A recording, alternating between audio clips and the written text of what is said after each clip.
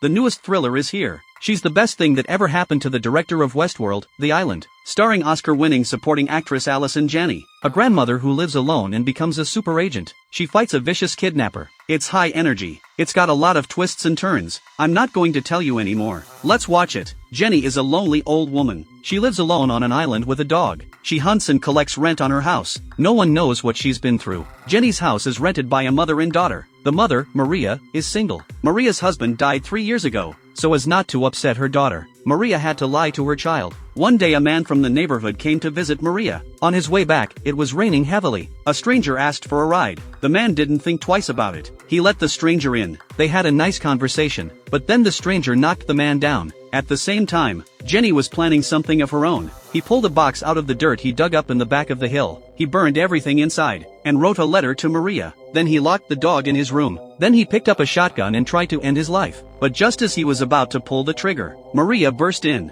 Maria told Jenny that her daughter, by her dead father, and left a photo behind. It turns out that just now, Maria was playing with her daughter. Suddenly the power went out in the house. She left her child and went outside to check the electric switch. She tried but couldn't turn it on. When she turned around, she saw the neighbor's car. She took a closer look. The man's hands were tied to the car. He wasn't breathing. Maria was terrified. She rushed to the house, but when she got to her daughter's room, she saw a picture of her daughter on the bed. A picture of her daughter and her husband. So she rushed to Jenny for help. Jenny took a look at the words on the back of the photo, and realized what was happening. He took Maria and went to call the town sheriff, but the car wouldn't start. So he got out of the car to fix it, and when he opened the hood, he saw a time bomb. He grabbed Maria and hid quickly, and the next thing he knew, the car exploded. Maria wanted to go to the sheriff for help, but Jenny told him, the sheriff is more than 10 kilometers away, but they don't have a car, so now they have to find the girl on their own. Then Jenny got her weapon out of the metal box, and set off with the hound and Maria. Soon Jenny found tire tracks in the woods near the house.